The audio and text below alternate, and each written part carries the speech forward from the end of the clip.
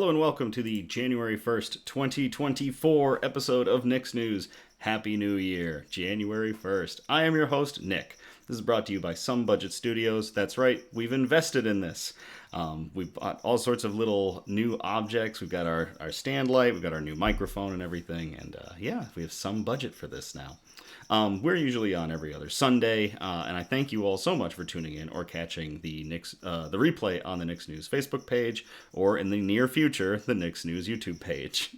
That's right, we're here on Facebook Meta, whatever the hell it's called this week. We are working on the cross-platforming to YouTube. That is a goal for this year, is to get the YouTube page up and running and make it a nice little repository for all the episodes. Just another place for it to be found, and I can make clips and reels and fun stuff out of it, so...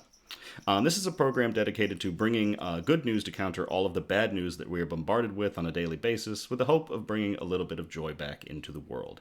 Most of our articles are pulled from goodnewsnetwork.org, but we do appreciate articles that are sent in by you, the viewers. So, Happy New Year.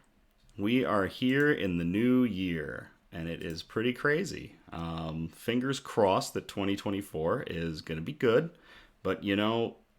Who knows? New year, who dis?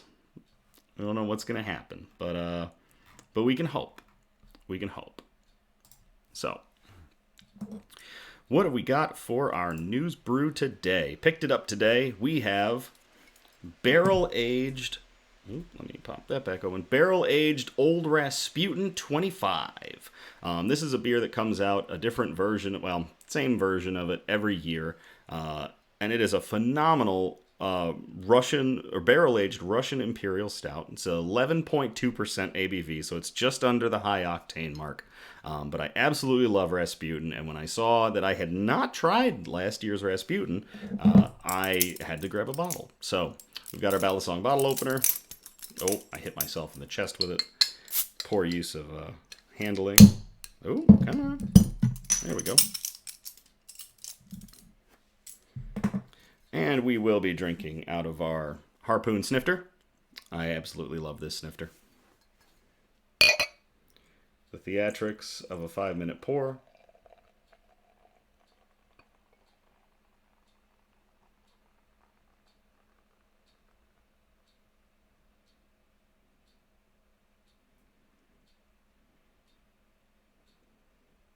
And good to the last drop. There we go. Ooh, there we go. That's the last drop. Beautiful, just dark as night color, brown head on it.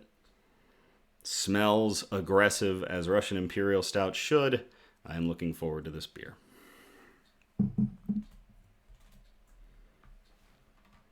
Shout out. So, here we are again on January 1st, and with a whole new year ahead of us. I would like to give a huge shout out and thank you to everyone that has joined us along the way, catching the Nick's News streams live or watching the replays on the Nick's News Facebook page. It has meant the world to me, more than words can express, to have all of you with me on this.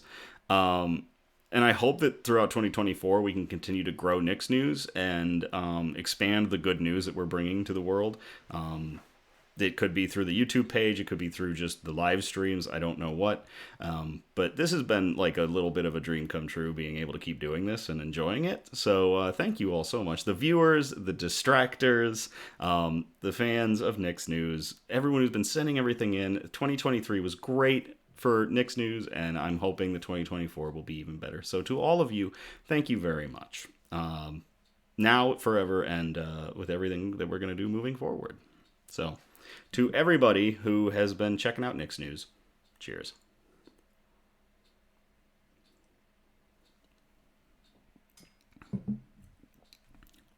Yep, that's a solid beer. I don't know why my laptop is spinning up so loud. Everything's working still. A little on the bright side. Close that back up.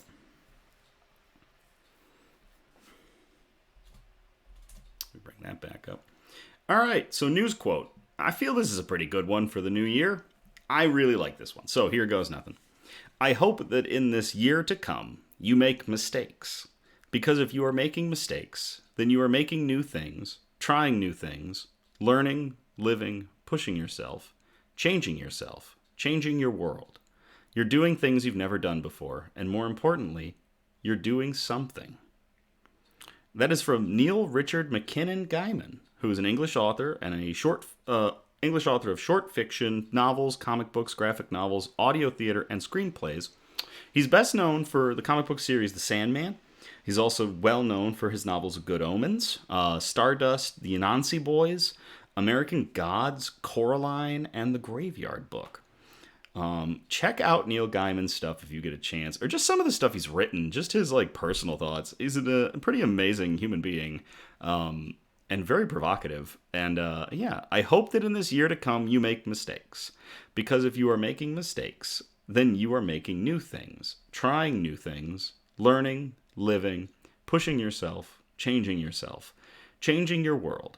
You're doing things you've never done before, and more importantly, you're doing something.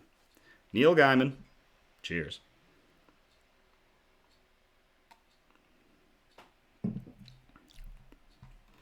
Bug update.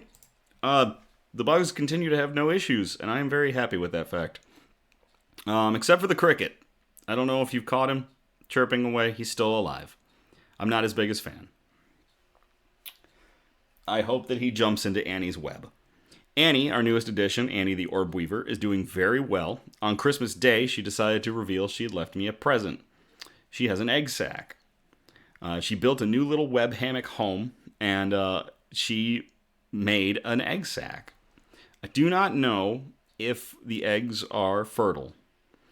It's very questionable, given we found her in my place of business in the ceiling. But who knows? So she's doing very well. She is eating still. She built a pretty complete web in the tank, in her terrarium, which I'm very happy about. And she's been catching food and she's eating very well in that tank. So she's doing good. Darkling beetles have grown in number. There's a bunch of them that are active. I've got 3 more that have successfully pupated, so they'll be going in as soon as they hatch and harden up. They're really funny bugs to watch. They're very active. And if anyone wanted to get into amateur bug keeping, I highly recommend darkling beetles. Roaches have been cozy and well in their home. There's no complaints. They're pretty chill. So yeah, that's it for our bugs. Well, with that, we can get to our news. Our good news broadcast is broken up into 4 major categories, and those categories are science and technology, health and medicine, flora and fauna, aka plants and animals, and we'll end on those wholesome notes, those really nice feel-good articles that we have. So, we'll get into it with our first category, which is science and technology. And I will copy and paste the articles as we go in the chat if you all want to read along with me. First one I called Pouring Safer Plutonium. And let me open up the chat so I can utilize it. You hear my laptop spinning up. Jeez, buddy, come on. Cool off. Cool off. I don't know why it's going so hard.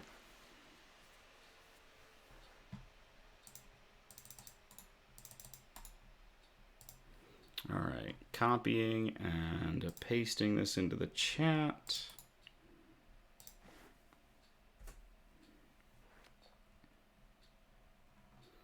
Checking to see if we still have the double text problem, but it's looking like we've solved the double text problem.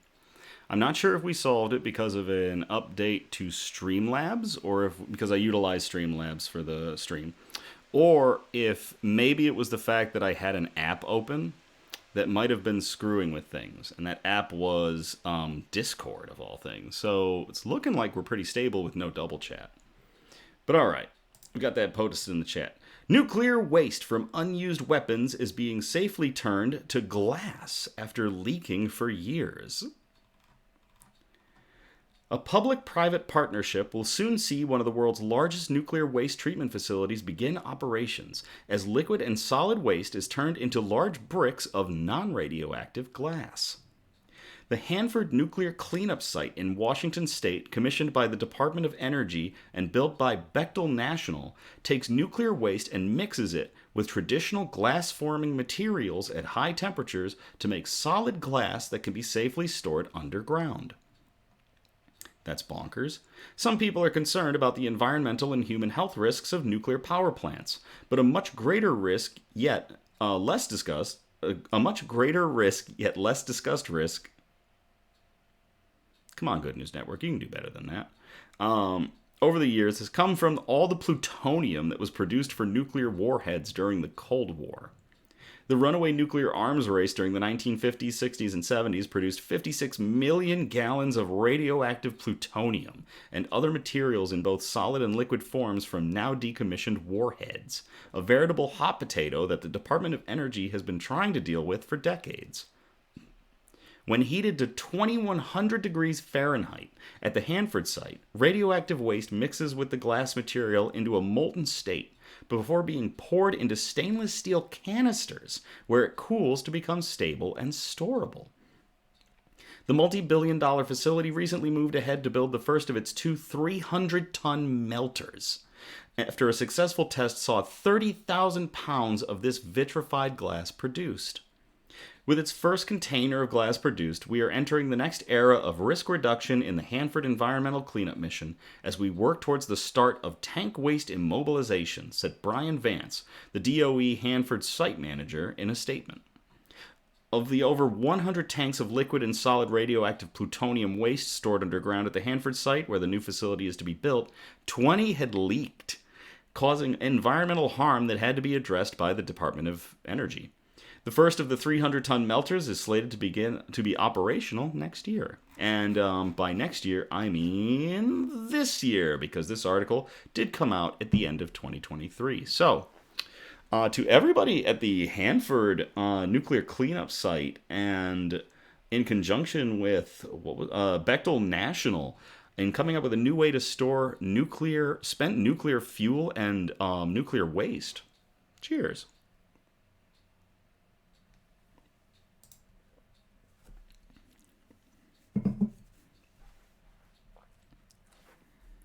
Oh, what did I call this next one? I call this next one Plastic Makes Progress. And this one was sent in by Eliza. So Eliza, thank you so much for sending this article in. It's a really good one. And I will copy and paste this into the chat for y'all to read along.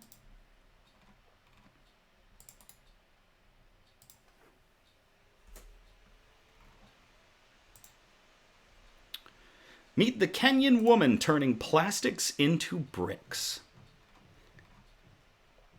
After taking that plastic waste, you can make roads, and if a kid can go to school and arrive on time through the roads I build, I'm happy. Plastic waste is a global problem. From the depths of the oceans to the tops of the mountains, the problem affects ecosystems, wildlife, and even human health. Waste carelessly left behind can take up to 500 years to decompose, and that's if it does, because certain plastic wastes absolutely do not want to decompose. According to the OECD, only 9% of the world's plastic waste is recycled. But one female entrepreneur in Kenya is determined to tackle the problem by finding a better use for discarded plastic. Zambi Mati founded Genji Makers, a company that recycles plastic waste into alternative building blocks. Using my material science and engineering background, I was like, how can we figure out a way to convert this plastic into something else? Zambi tells Scenes. We decided to enter building space because building is a basic human need. And so that's how we ended up converting plastic into building blocks, she explains. Genji recycles between 10 and 25 metric tons of plastic waste every week. The company then combines the recycled plastic with sand to form a mixture which is molded into paving bricks. Sorry about that. Blah. Word scramble. After taking that plastic waste, you can make roads, and if a kid can go to school and arrive on time through the roads I build, I'm happy, says Zambi. The eco-entrepreneur believes that plastic is an essential resource. Zambi says it impacts almost every business sector, from logistics to consumer goods and services. We thought of this amazing material, she explains, but we didn't think of the repercussions. We didn't think about the afterlife, especially of single-use plastic. According to the UN Environment Program, 1 million plastic bottles are brought across the globe in a single minute. Most of these could be, but are not recycled. So a lot of those plastic bottles, those single-use plastic bottles, don't wind up in recycling like they should. There are two methods of recycling plastic waste. Chemical recycling refers to any technology which uses chemical agents to alter the chemistry of the plastic, like turning plastic into oil. The second method is mechanical recycling, and is the one that Genji uses, which is much more cost-effective for a developing economy like Kenya. There are several stages to Genji's mechanical recycling. Pre-processing includes the sourcing and collection of plastic waste. The waste is cleaned, shredded, and separated into different plastic types. The processing stage involves the mixing of waste plastic with sand and glass. Color can also be added at this stage in the process, if you want to make it colorful. Zambi explains the final stage. A hydraulic press breaks the mixture into different shapes and sizes depending on whatever block you're making. And then it's moved to the cooling bath, where we reduce the temperatures to room temperature, she adds. Once the blocks are cool, they are ready to be laid. Zambi says that her paving blocks are stronger than cheaper than concrete. Fantastic. So far, Genji has created products for roads, children's homes, and garden spaces across Kenya. Creating building blocks out of plastic waste wasn't in Zambi's business plan. She was initially going to open a plastics collection company that would sort and sell plastic waste to other recycling companies. However, Zambi realized Genji was collecting waste faster than the recycling companies could uptake. So she decided to use her engineering background and pivot to create sustainable alternative construction products. That's fantastic. Now Genji has become a trailblazer in the industry. Sales executive John Luca is proud of their products. I admire the product's strength. It is waterproof. When we put the color on the products, it makes a place beautiful. As a young female leading a successful business, Zambi inspires her colleagues and peers. Zambi is an inspiration because she's in a male-dominated field, and she's always determined to get the job done, says Genji's operations manager, Peter Kamani. So it's a motivation to everyone who works at the company, he adds. Genji has been so well received that the supply of goods is currently outstripping their demand. We can produce about 3,000 pavers daily, but our demand is about 10,000 per day. We have more demand than we can supply, Zambi explains. In the future, Genji plans to move into 3D technology. The idea is to make different molds to make different shapes and products, says Zambi. We want to automate some processes to increase the production capacity. Genji also plans to help the community by promoting upcycling, recycling culture, and providing jobs for young people across the African continent. I'm happy to say that we have 123 families benefiting from this process, Zambi says. Looking long-term, the young entrepreneur plans to use her skills to train the next generation. She hopes this kind of recycling, turning plastic waste into vital resources, is a model every country will eventually adopt. That is fantastic. Wow. To Zambi Mati and her company Genji Makers, and to Eliza for sending in that article, cheers.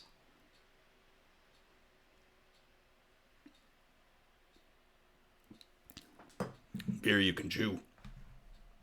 Oh boy.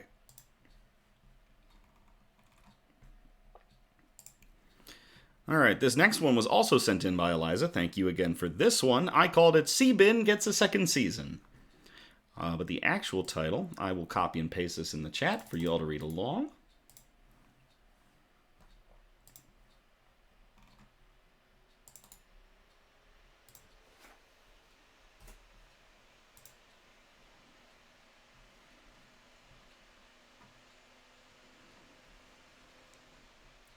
Buffalo Niagara Waterkeeper launches Seabin technology for Season 2 at a Buffalo Harbor State Park. Buffalo Niagara Waterkeeper has launched the trash trapping in-water cleanup technology Seabin for a second season at Buffalo Harbor State Park in partnership with the Binational Council of the Great Lakes Region, the CGLR, on behalf of the Great Lakes Plastic Cleanup with the New York State Parks. This is the second season for the installation of this innovative trash/trapping device at the water's edge of Buffalo Harbor State Park, a new tool for Buffalo Niagara Waterkeeper's efforts to prevent garbage from polluting our region's waterways. Waterkeeper will be holding a series of deep dives with volunteers at the sea bin to collect and analyze the litter captured and educate participants on how they can prevent plastic pollution in our watershed. Funded by a grant from the National Oceanic and Atmospheric Administration, aka NOAA, their Marine Debris Program to CGLR on behalf of the Great Lakes Plastic Cleanup, it's a joint initiative of CGLR and Pollution Probe, which is Canada's longest-standing environmental organization. The device complements Waterkeeper's existing on-land and on-water cleanups while allowing the organization to collect important data on the types of debris that is trapped and engage volunteers in marine debris solutions. Our group-led and solo sweep cleanup have been very effective programs for us, inspiring volunteerism and removing large amounts of unhealthy and unsightly debris from our waterways. Trash trapping in the water complements those on the ground efforts, Executive Director Jill Jedlicka explained. This project with the Council of the Great Lakes Region and New York State Parks expands our water stewardship model and prevents even more trash and debris from reaching our beloved Great Lakes. Gotta love the Great Lakes. We are grateful to our partners and to the NOAA Marine Debris Program for funding the installation of the Seabin technology at Buffalo Harbor State Park. Marine debris is threatening the Niagara River marine environment, which is shared by Canada and the U.S. and encompasses the cities... Let me expand this a little bit. There we go. There we go. This article, I was like, I'm looking at it, I'm like, even with my new eyes. Where did I start? Marine debris is threatening the Niagara River marine environment, which is shared by Canada and the U.S., and encompasses the cities of Buffalo and Niagara Falls, the town of Fort Erie, the eastern edge of Lake Erie, and the Niagara River area of concern, the Buffalo River area of concern, the western edge of the Erie Canal, land and water of cultural significance for the the Haudenosaunee and descendants of African American freedom seekers, lake sturgeon spawning habitat, and a migratory bird route recognized as internationally important. So this watershed that is getting affected by the Seabin technology and being cleaned up by Seabin and on-land projects is very important to a lot of people and a lot of species. This past April, Waterkeeper collected nearly 9 tons of trash in a single morning region-wide cleanup event from shorelines across the Niagara River watershed. 80% of trash collected was plastic, the most prominent pollution threat to the Great Lakes. Marine debris can harm our communities, local economies, waters, and wildlife, said Sarah Lowe, the grant management specialist for the NOAA Marine Debris Program. We are pleased to continue our support for the second season of using these trash-trapping devices to help remove marine debris from our Great Lakes. Congressman Brian Higgins said Western New York's proximity to fresh water is one of our greatest assets for recreation, for our economy, and for a healthy future. We've made great strides in Great Lakes and river cleanup, but protection of local waterways must be an enduring effort. Seabins, led by Buffalo Niagara Waterkeeper and backed by federal support through the National Oceanic and Atmospheric Administration, complement other activities and investments enhancing our fresh waterways for residents today and for generations to come. Mark Fisher, President and CEO, Council of the Great Lakes Region, said the opportunity to work with Buffalo Niagara Waterkeeper to expand the Great Lakes plastic cleanup to the United States, thanks to funding from the National Oceanic and Atmospheric... Scramble. Word soup. Jesus. Oh, all right. Let me get through this. Blah. It's wordy statements by these individuals. Mark Fisher, President and CEO, Council of the Great Lakes Region, said... Am I on the right quote even? Yeah, I think I'm on the right quote. Jeez.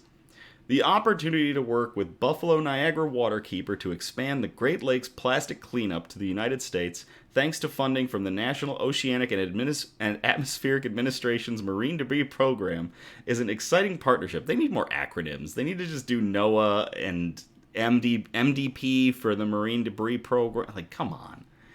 Through this collaboration, we will be able to capture and clean up more plastic litter in the Great Lakes, as well as educate coastal communities about how we can work together to reduce, reuse, and recycle material waste. Buffalo Harbor State Park manager Kenny Jesse said, "Another season is on the way, and New York State Parks is very excited to once again partner with Buffalo Niagara Waterkeeper to help rid the waterfront and shoreline of microplastics with the implementation of the sea bins at Buffalo Harbor State Park." Buffalo Niagara Waterkeeper has also implemented a solo sweep program that encourages Western New Yorkers to clean up the areas around our waterways and collect data that can be used to determine which types of trash are more prevalent to formulate better pollution prevention solutions in the future. There's info on the solo sweeps that can be found at a website. I'll copy the link address and I'll paste it into the chat for everyone.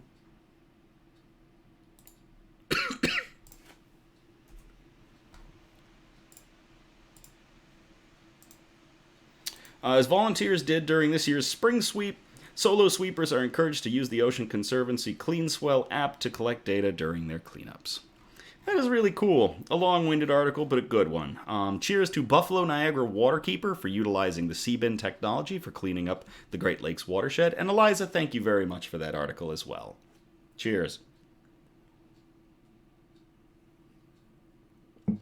Eliza, welcome. Cassidy, welcome.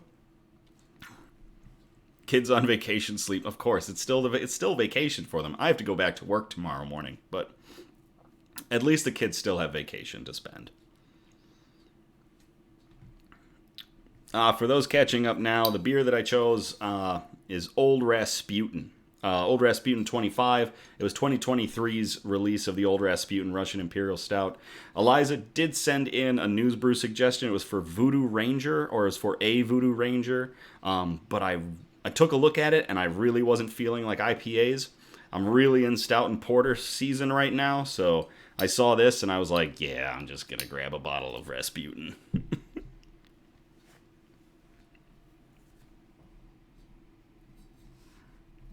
Move that out of the way so I can keep seeing the chat.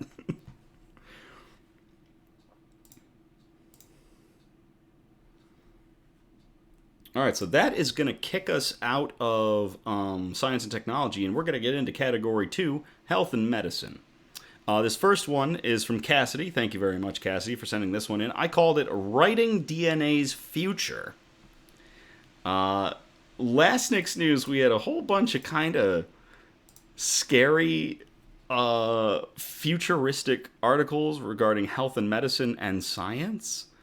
And now it's going to get crazier. Like, we're going to stay on that tangent. So I'll paste this article in the chat for y'all to read along.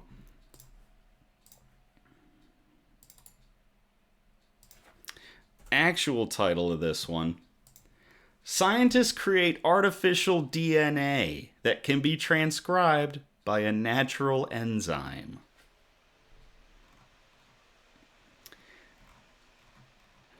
Oh boy. The genetic alphabet contains just 4 letters, referring to 4 nucleotides, the biochemical building blocks that comprise all DNA. Scientists have long wondered whether it's possible to add more letters to this alphabet by creating brand new nucleotides in the lab. But the utility of this innovation depends on whether or not cells can actually recognize and use artificial nucleotides to make proteins.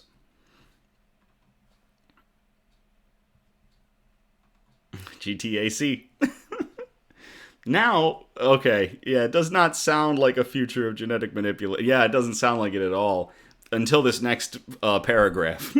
Now, researchers at Skaggs School of Pharmacy and Pharmaceutical Sciences at the University of California, San Diego, have come one step closer to unlocking the potential of artificial DNA.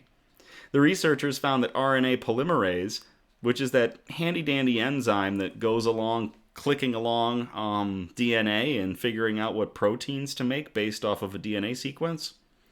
They found out that RNA polymerase can recognize and transcribe an artificial base pair in exactly the same manner as it does with natural base pairs. So the thing that we have naturally running inside ourselves, RNA polymerase, can read and decode artificial DNA without much help. The findings, published in December 12, 2023, Nature Communications, could help scientists create new medicines by designing custom proteins. Considering how diverse life on Earth is with just 4 nucleotides, the possibilities of what could happen if we can add more are enticing, said senior author Dong Wang, PhD, a professor at Skaggs School of Pharmacy and Pharmaceutical Sciences at UC San Diego. Expanding the genetic code could greatly diversify the range of molecules we can synthesize in the lab and revolutionize how we approach designer proteins as therapeutics. This is terrifying. Wang co-led the study with Stephen A. Benner, PhD, at the Foundation for Applied Molecular Evolution, and Dmitry Lyumkis, PhD, at Salk Institute for Biological Studies. The 4 nucleotides that comprise DNA are called adenine, thymine, guanine, and cytosine, ATGC. Or, as Eliza put it, GTAC. In a molecule of DNA, nucleotides form base pairs with a unique molecular geometry called Watson and Crick geometry, named for the scientists who discovered the double helix structure of DNA back in 1953.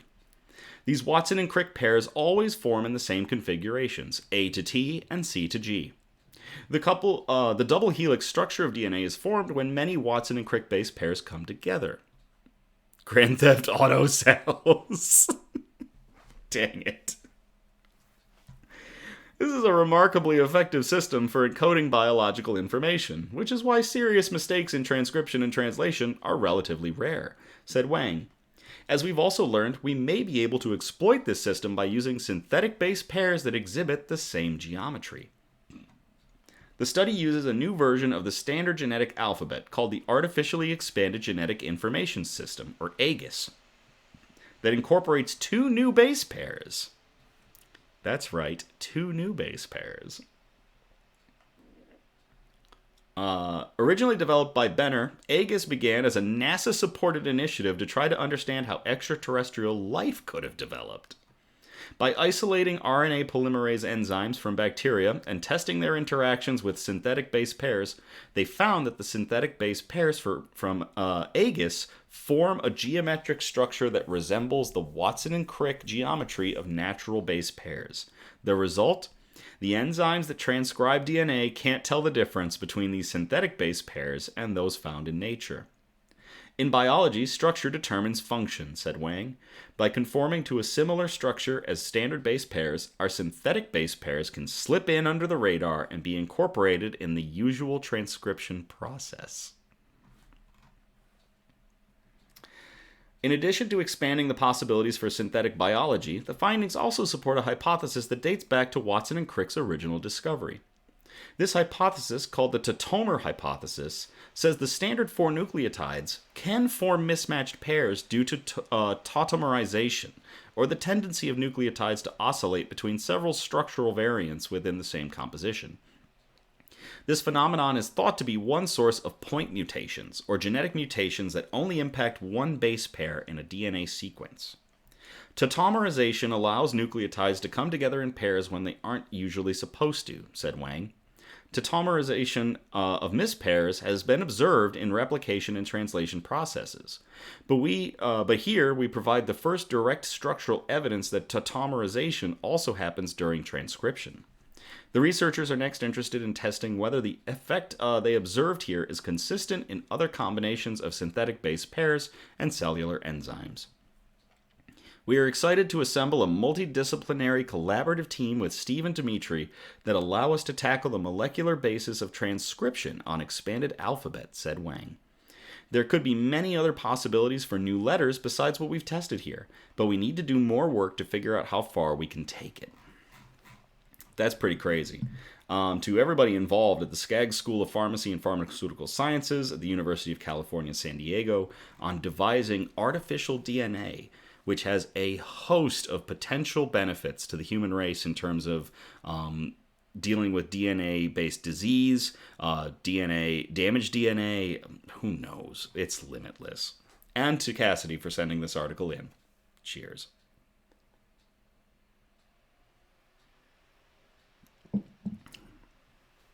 I don't see how this is scary at all.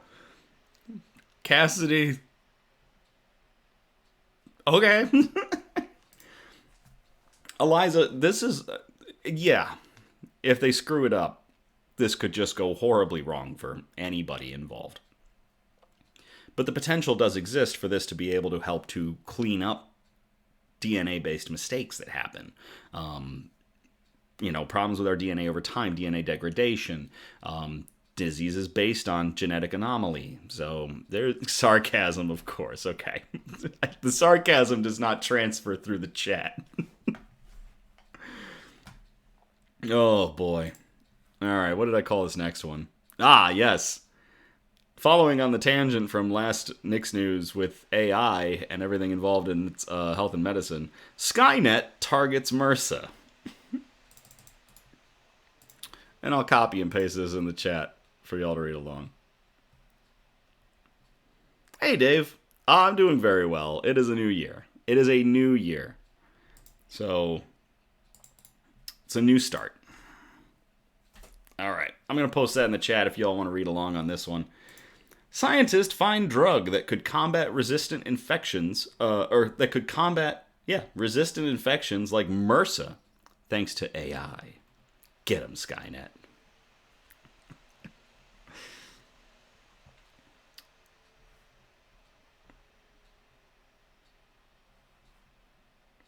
Of course it's going to be weaponized, but I would rather be a Spartan 4 than, how I am now. So, sign me up for the Spartan Project.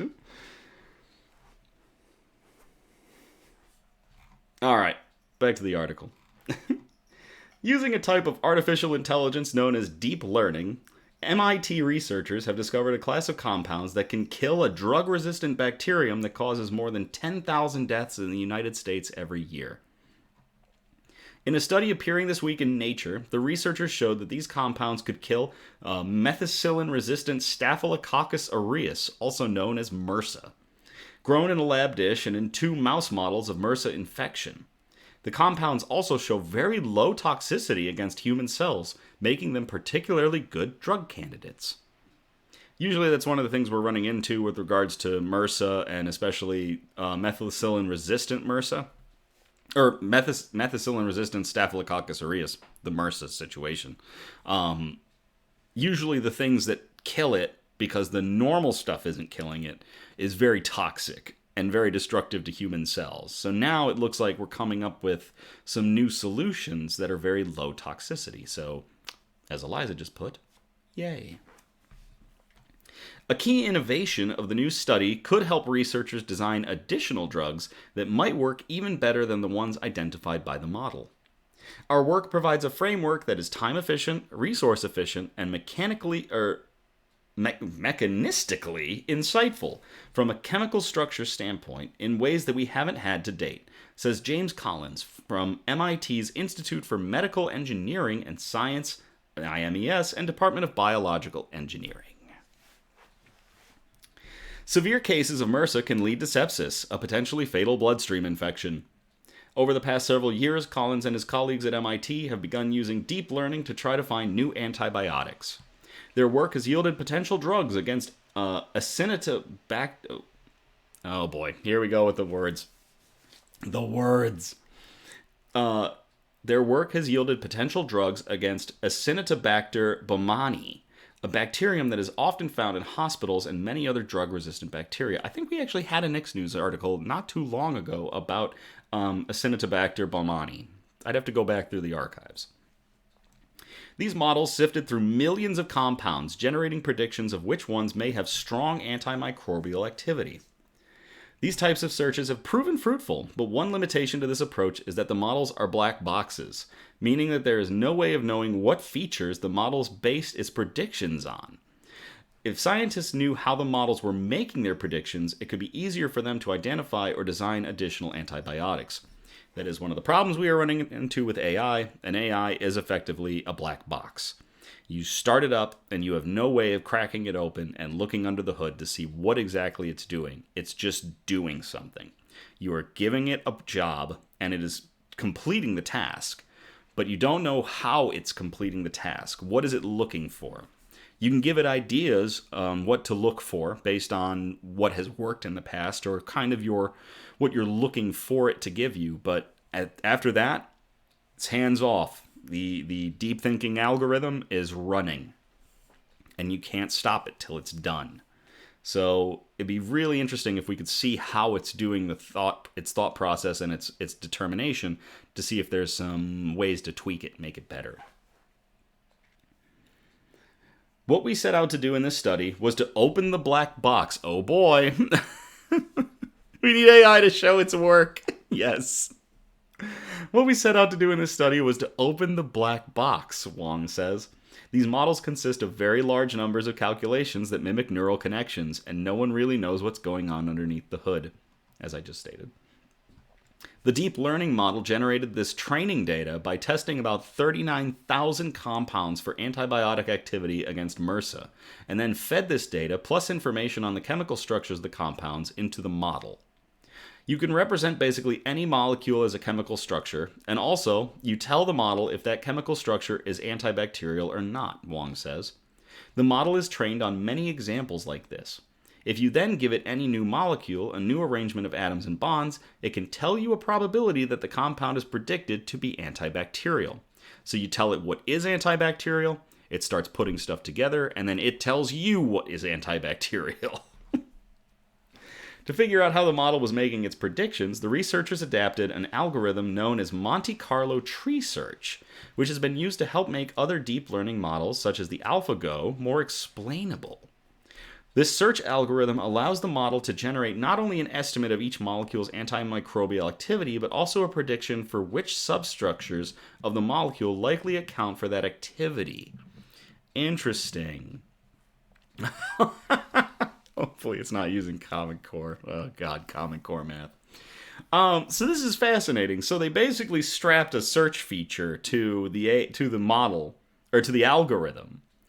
They stuck this search module on it that basically is telling them how it's digging, how it's looking. This is really interesting that they could do that and get a peek at how the AI is thinking about this. To further narrow down the pool of candidate drugs, the researchers trained 3 additional deep learning models to predict whether the compounds were toxic to 3 different types of human cells. By combining this information with the predictions of antimicrobial activity, the researchers discovered compounds that could kill microbes while having minimal adverse effects on the human body.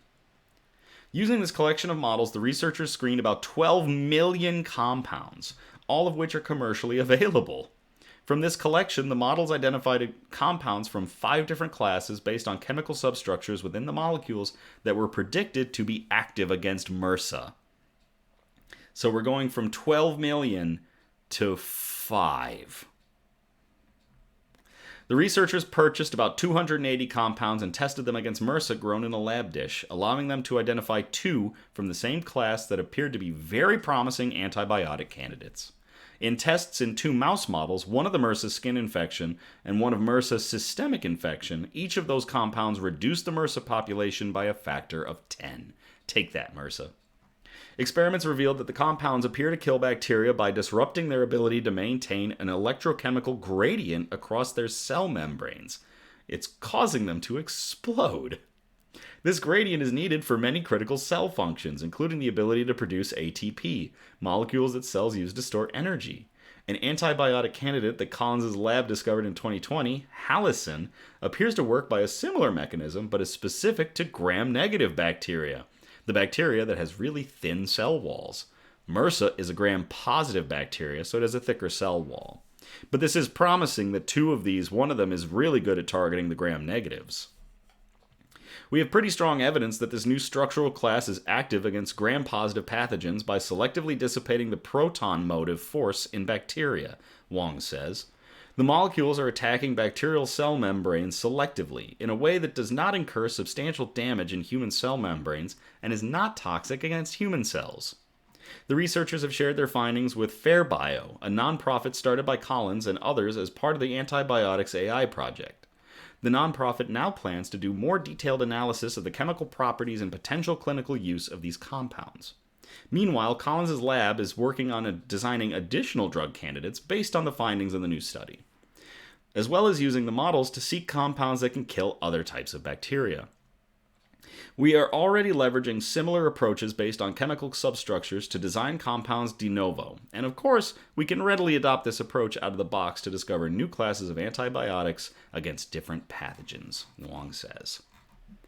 That is a crazy article. To everybody working at MIT, all of the great the Department of Biological Engineering, the Institute for Medical Engineering and Science, everyone involved. Cheers.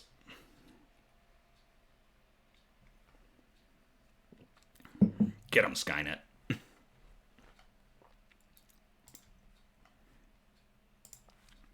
All right, this next one, cancer. Fuck cancer. This one was sent in by Charlie, so thank you very much, Charlie, for sending this article in. And I will copy and paste this in the chat if y'all want to read along.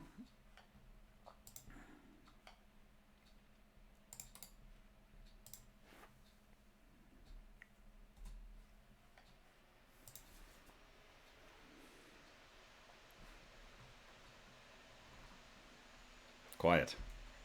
Quiet, laptop. Quiet. There you go. Calm down. Scientists destroy 99% of cancer cells in the lab using vibrating molecules. Scientists have discovered a new way to destroy cancer cells. Stimulating aminocyanine molecules with near-infrared light cause them to vibrate in sync, enough to break apart the membranes of cancer cells. Aminocyanine molecules are already used in bioimaging as synthetic dyes. Commonly used in low doses to detect cancer, they stay stable in water and are very good at attaching themselves to the outside of cells. The research team from Rice University, Texas A&M University, and the University of Texas says the new approach is a marked improvement over another kind of cancer-killing molecular machine previously developed called pharyngotite motors, which could also break the structures of problematic cells. It is a whole new generation of molecular machines that we call molecular jackhammers, says chemist James Tour from Rice University. They are more than 1 million times faster in their mechanical motion than the former pharyngotite motors, and they can be activated with near-infrared light rather than visible light. The use of near-infrared light is important because it enables scientists to get deeper into the body. Cancer in bones and organs could potentially be treated without needing surgery to get to the cancer growth. In tests on cultured lab-grown cancer cells, the molecular jackhammer method scored a 99% hit rate at destroying those cells. The approach was also tested on mice with melanoma tumors, and half the animals became cancer-free. It's excited to see us. I don't think it's excited to see this. The structure and chemical properties of aminocyanine molecules mean they stay in sync with the right stimulus, such as near-infrared light. When in motion, the electrons inside the molecules form what's known as plasmons, collectively vibrating entities that drive movement across the whole of the molecule. What needs to be highlighted is that we've discovered another explanation for how these molecules can work, says chemist Cicerone Ayala Orozco from Rice University. This is the first time a molecular plasmon is utilized in this way to excite the whole molecule and to actually produce mechanical action used to achieve a particular goal. In this case, tearing apart cancer cells' membrane. Talk about good vibrations! Oh, if it wasn't cancer, fuck cancer, because it's a cancer article, I would have died to name it Good Vibrations.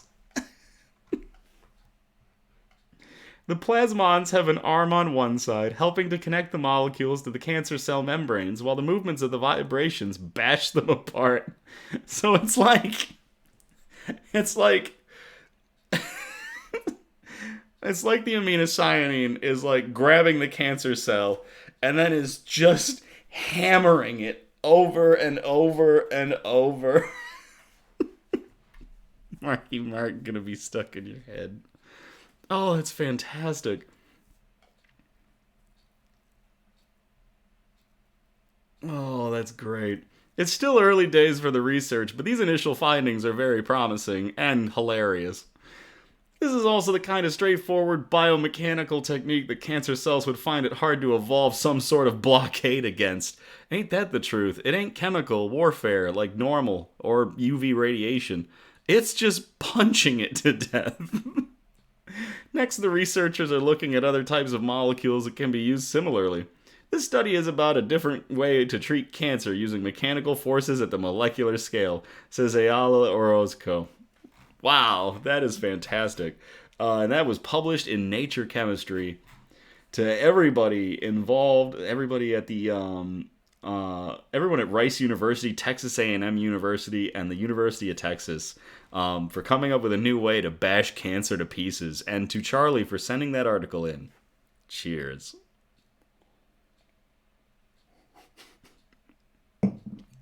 Just get injected with hundreds of little Hulkbuster molecules that just come in. Die, die, die, die, die. Just smashing cancer to bits. Oh, that's great. Alright, so that gets us out of health and medicine. We're going to go into category 3, flora and fauna, aka plants and animals. This first one, the title that I gave it is a conversation that Ashley and I had about what I should name this article. She took one look at this animal. She goes, "That is ugly." And I go, "But at least it's not endangered." And I'll copy and paste this article in the chat for y'all to read along.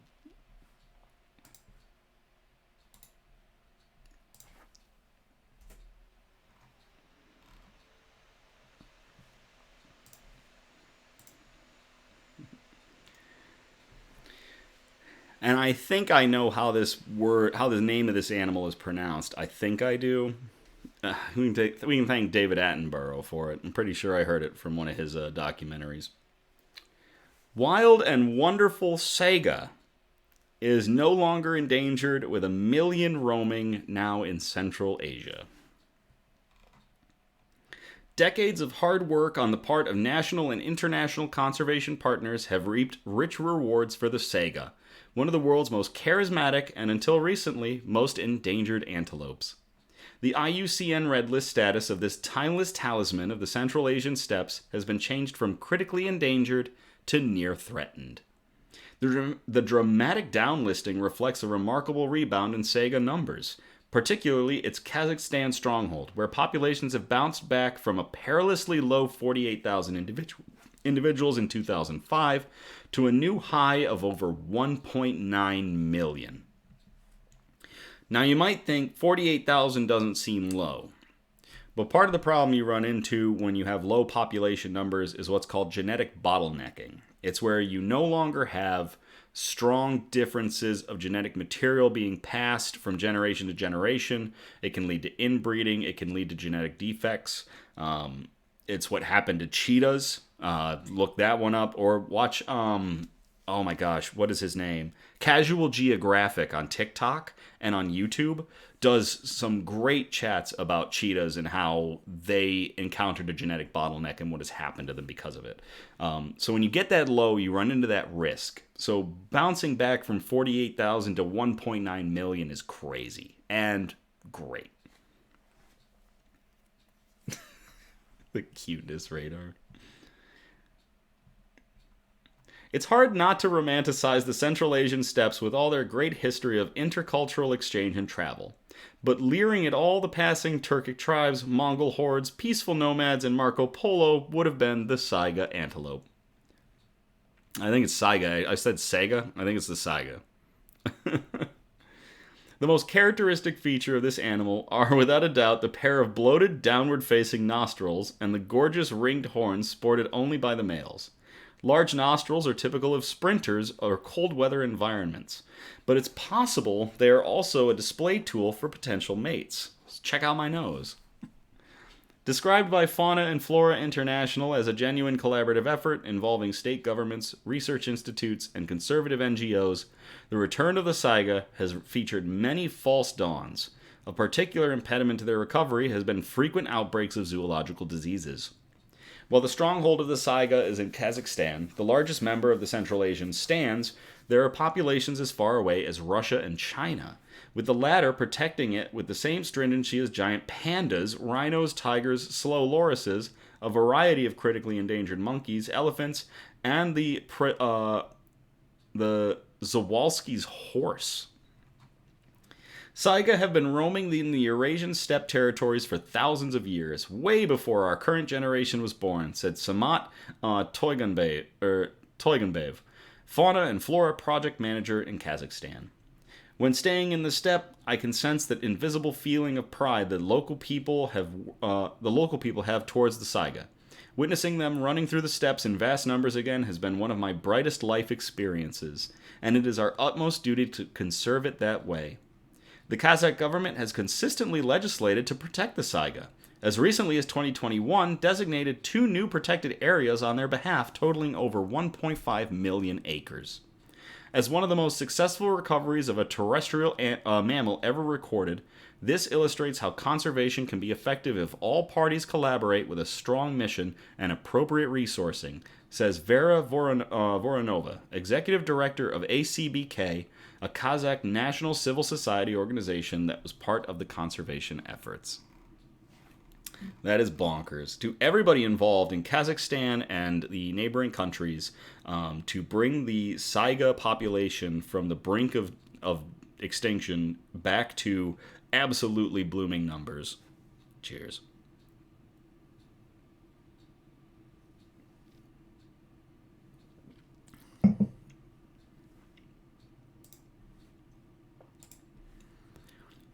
Oh, what did I call this next one? Oh, this one's funny. There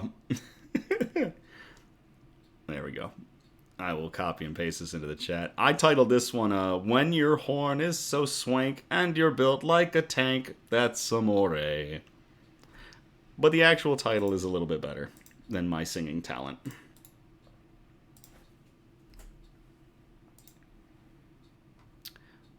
Rhino finds love at first sight when he's matched to help save a species. And there's a video that will touch your heart.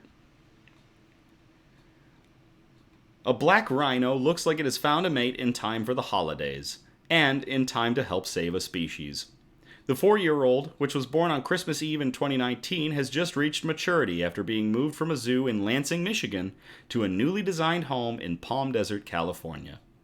Newly captured videos shows the triumphant day when Jolly, as his name is pronounced, was first introduced to Naya, a female black rhino from the Cleveland Zoo that was also moved following a matchmaking appeal from the Association of Zoo and Aquarium Species Survival Plan. Like bighorns, and I cannot lie. That would have been another good article name for this one. Their first interactions are precious, but also critical. African black rhinos are classified as critically endangered, and the pair's new caretakers at the Living Desert Zoo and Gardens are devoutly committed to the conservation of this species. The first introduction between Jolly and Naya is the culmination of 4 years of habitat design, research, and construction to build the perfect home for this pair of endangered black rhinos, said Alan Monroe, the zoo's president. The California team hopes that, with a little luck, and after a 15-month gestation period, they will have at least one more to add to the species' diminished numbers. It's amazing to see the first steps of rhino courtship now that Jolly and Naya have reached maturity. The animal matchmaking experts behind the species survival plan knew that this particular female and male were unrepresented genetically in the population, and needed to get together, and the new rhino savanna in the Palm Desert Zoo would be a prime environment for procreation. Black rhinos are solitary by nature. The general thought is that absence makes the heart grow fonder. So we had Jolly on one side of the habitat and Naya on the other. They can see each other, Monroe told People. Female rhinos have a short reproductive period, 3 days out of the month, so caretakers will time their interaction for that peak breeding time. Our fingers are crossed that sometime in the coming year, these introductions will result in a pregnancy and a bouncing baby rhino. With his 4th birthday coming on Christmas Eve, Jolly couldn't have received a better gift. There is a heartwarming video on Instagram of when Jolly and Naya met, and rhino courtship is adorable given the size and just disposition these animals normally have. So check it out when you can. To everybody that was part of the breeding program, Jolly, who was previously in Lansing, Michigan, and Naya, who was at the Cleveland Zoo, and everybody that is at the Association of Zoo and Aquarium Species Survival Plan, cheers. And good luck to Jolly and Naya.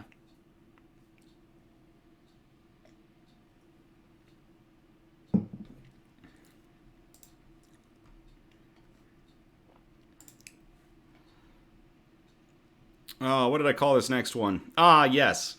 Of course, it was a cat video. Cassidy sent this one in. Thank you very much, Cassidy. I really struggled with where I was going to put this article because it's a very science and technology article, but it's a cat video. So, we're going to go with flora and fauna for it. Almost a wholesome note. And I will paste this into the chat for y'all to read along. Tabby cat named Taters steals the show in first video sent by laser from deep space.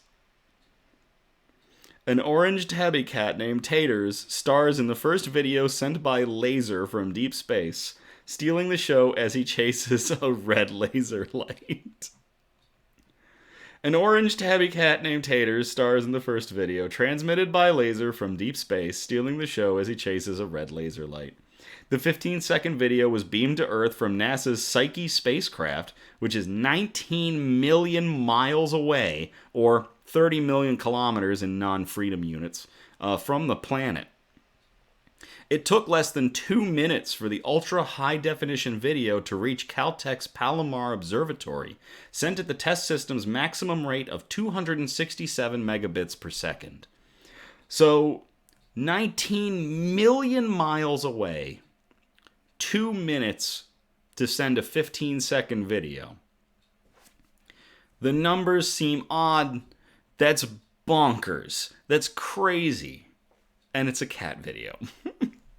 The video was loaded into Psyche's laser communication experiment before the spacecraft blasted off to a rare metal asteroid in October. The mission team at NASA's Jet Propulsion Laboratory in Pasadena, California, decided to feature an employee's 3-year-old playful kitty. The video was streamed to Earth on December 11th and released by NASA this week.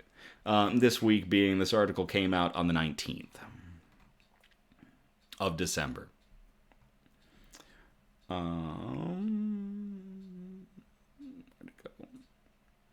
Despite the vast distance, the test relayed the video faster than most broadband internet connections on Earth, said the project's Ryan Roglin. NASA wants to improve communications from deep space, especially as astronauts gear up to return to the moon with an eye towards Mars. The laser demo is meant to transmit data at rates up to 100 times greater than the radio systems currently used by spacecraft far from Earth.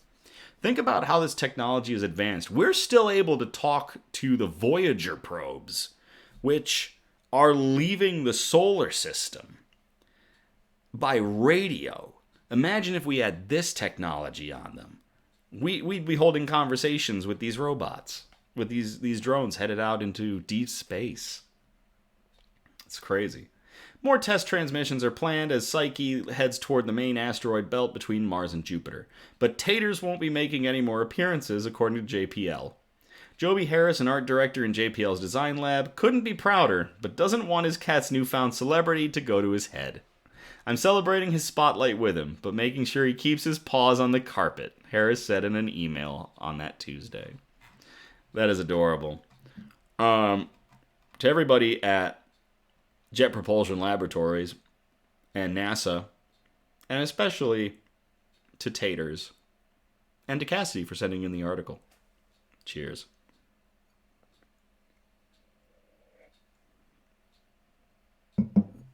Taters.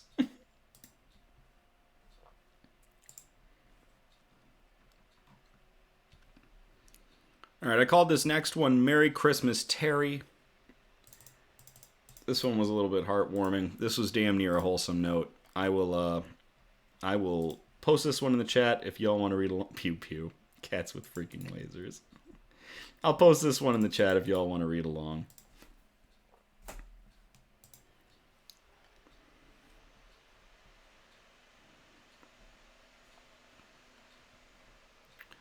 Once abused dog gets to celebrate first Christmas with vet who saved him. And the picture is adorable. A dog was just 12 weeks old when he was brought into an animal hospital with signs of abuse, but now he gets to celebrate his first proper Christmas with the veterinarian nurse who helped to save him. Terry the Whippet arrived at the Hull PDSA Animal Hospital in East Yorkshire, England, where he was treated by nurse Rachel Coombs. The 42-year-old fell in love with the puppy and told her colleagues that she would adopt him, and later brought him into her home. I just felt a connection as soon as he was brought in, as he was in such a state. He hasn't looked back since, and is having the best of life right now. He enjoys running around the garden and going to the beach. He has formed a close bond with my son Stanley, and will always be there by his side. After Terry was brought into the vet's in November 2021, the vet discovered the white of his left eye and his lips were both bruised. 3 of his upper incisors were missing, and another tooth was broken. Due to his suspicious injuries, RSPCA Inspector Laura Barber was asked to investigate. She said even though he was in a sad state, he was very trusting. He was really quiet and withdrawn when he was with people, said Inspector Barber. I remember him coming over to me and putting his head on me and being so trusting.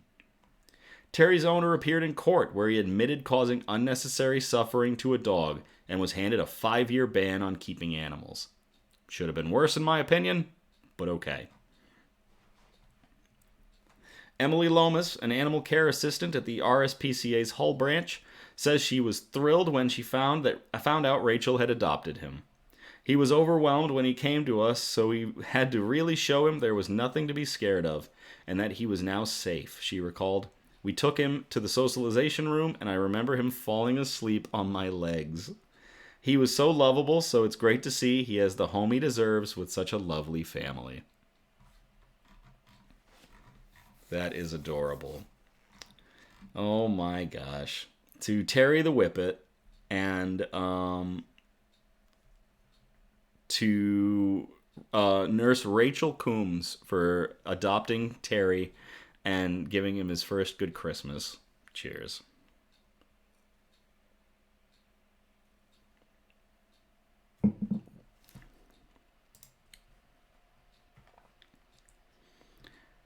So with that, we move out of flora and fauna, aka plants and animals, and we get into our 4th and final category for the night, the wholesome notes. This first one I called, so this is another one where we have a pre-built title for it. Usually I come up with snappy, like catchy titles and things, but this one is one of those ones where somebody has gone above and beyond. Shut up, you. Oh my god, Annie, get him. That title, that pre-built title, is called Not All Heroes Wear Capes, where individuals go above and beyond. So Charlie sent this one in. Charlie, thank you so much for this one. I will copy and paste this into the chat for y'all to read along.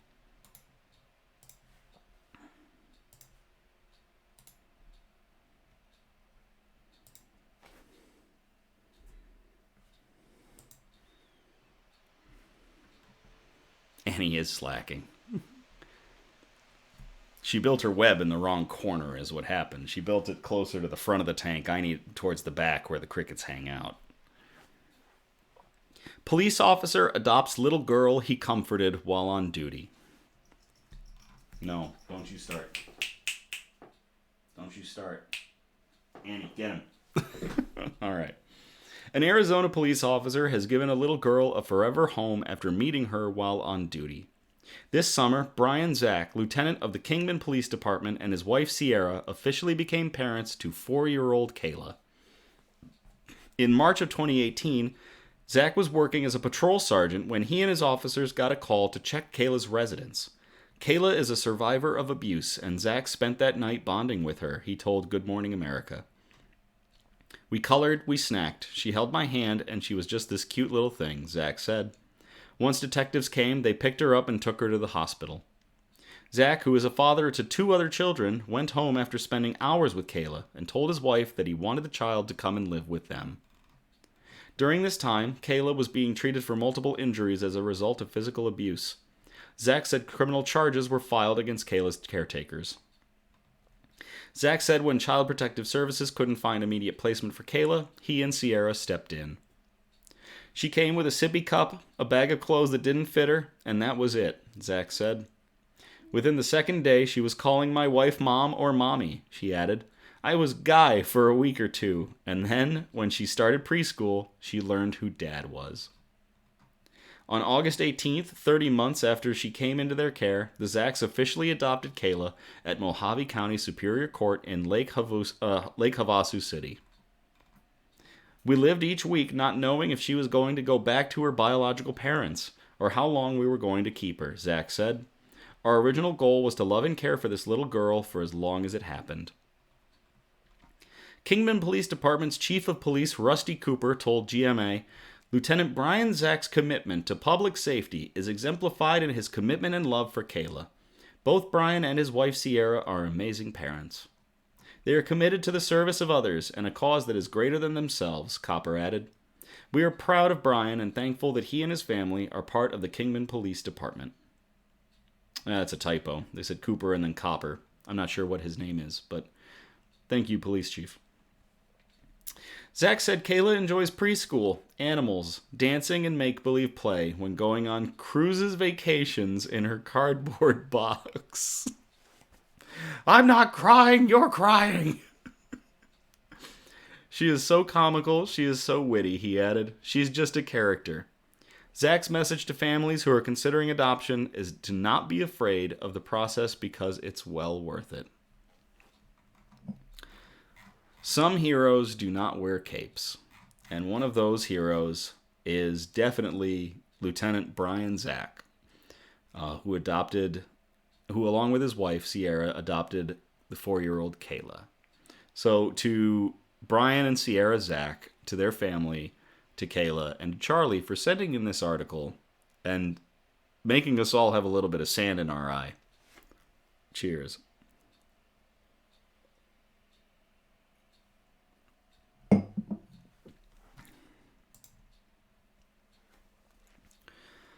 Oh, that was a good one. You were sobbing. I was struggling that whole time. Yes, here is to the dads who step up when the other guy stepped out. Oh, man. All right, last article of the night. I called this Gifts You Can't Ever Repay. And I'll copy and paste this into the chat. I'm kind of wishing I'd done that article last, but I like this one. I really like this one. It was a Good News Network article. So. Stop it, you. Cricket needs to jump up into her web. Volunteer hospital driver gets favor returned decades after becoming friends with a 6-year-old. She gave him her kidney. Crystal was 6 years old when Dave Poland began transporting her over 170 miles from her home in Somerville, Indiana, to a hospital. She was born with amniotic band syndrome and was directed to Shriners Children's in St. Louis for treatment on her leg and possible amputation. Dave started volunteering as a driver 30 years earlier, transporting patients so they might improve their quality of life. Getting back and forth to St. Louis would have been difficult for Crystal's family, as her father worked long hours. So they accepted an offer for hospital transportation from the local Shriners charity group. Over the course of 10 trips, the conversations were plentiful on their 3-hour back and forth trips to the hospital. Dave was a driver dad, but soon became more. He became a friend, and their unexpected friendship has lasted for over 3 decades. In fact, decades after meeting the sweet little girl with a prosthetic leg, Dave was a guest at Crystal's wedding. As the years rolled on, Dave became sick. Eventually, his doctors gave a diagnosis of end-stage renal failure. They said Dave would need dialysis for the rest of his life, or a kidney transplant. Dave also got the warning that an available kidney might take 5 years to obtain. Dave reached out to Crystal to talk through the process because her husband had just received a liver transplant that saved his life. Crystal immediately saw an opportunity to return the favor. She found out they shared the same blood type and without hesitation offered to donate her kidney. This is one of those articles that's like, there are no coincidences. Like, it's unbelievable. 30 years prior, he's bringing this little girl back and forth to the hospital. She has to deal with an amputation. She's got a prosthetic limb. And they build this strong bond, and then she gets to help. He helped her, and she gets to help him by just magically having the same blood type and being available as a kidney donor. Like, there is no... There's no way that it's just chance. Oh, man. This is some sort of fate. Oh, my gosh, I hate this cricket. I can't wait for it to die. There's no way that there isn't something pre-built for some folks and certain circumstances. Back to the article. Good karma, taking care of one another. There you go. It's good karma. She said at the time the kidney belongs to him whenever he decides to take it. Dave was shocked and hesitant as he knew Crystal was a mother to 3 kids with a full-time job. She wouldn't take no for an answer, he recalled. In May of 2023, after a year of dialysis, Dave took her up on her offer. Pack your bags, Dave. You're going to get a slightly used but new kidney, laughed Crystal. Since I was little, I've always questioned why Dave was so good to us because he was so kind and so willing to help out with anything. I've always questioned why. What I've come to understand is, if I was born with one leg so I could give my kidney to Dave, then so be it, said Crystal. This is a gift I can't ever repay, said Dave. I am so thankful. Now I feel like I can do anything. Good karma, taking care of one another, indeed. To Dave Poland and to, what is Crystal's last name? I don't think they reveal it. Yeah, I think they kept it out. But to Dave and Crystal, and this unbelievable journey you've had together, and yeah, wow. Cheers.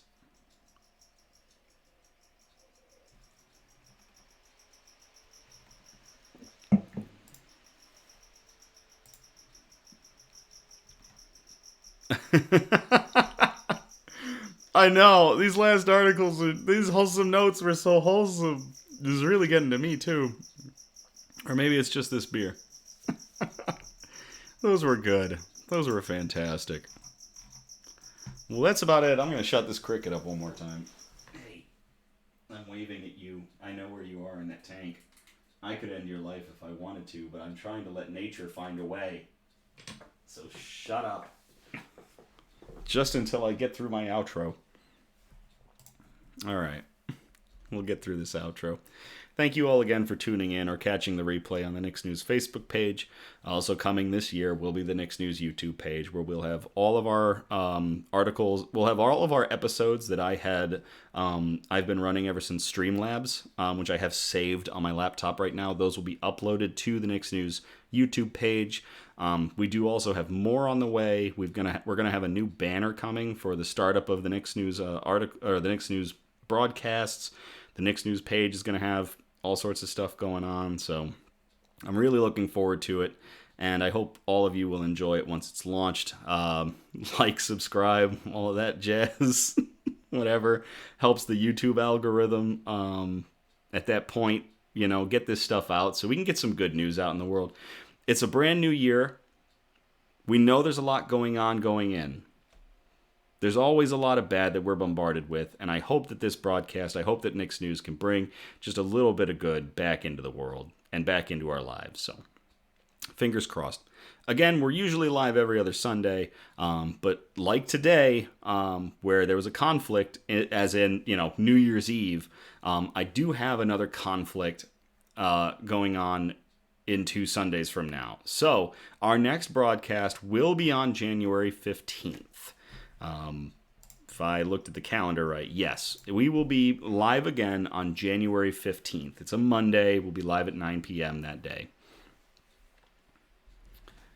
I encourage participation, so if you feel so inclined, you can post suggestions for news brews, for shout-outs, for news quotes, and good news articles that we can show on future episodes. I had some great submissions from 3 people on this one. I absolutely love the submissions. Thank you all so much. If possible, I do always appreciate a variety of the articles sent in too, so I can scatter them out throughout the categories. And again, those 4 categories are science and technology, health and medicine, flora and fauna, aka plants and animals, and those wholesome notes, those really catchy-feely articles that we love ending with. So, yeah. Oh, is that MLK Day? Oh. Well, I guess my next episode is going to be on MLK Day, which makes me wonder if I did it on MLK Day last year too. Huh. I really feel like I did. All right, well, as always, thank you again. I love you all, and have a great night, and I'll play us out.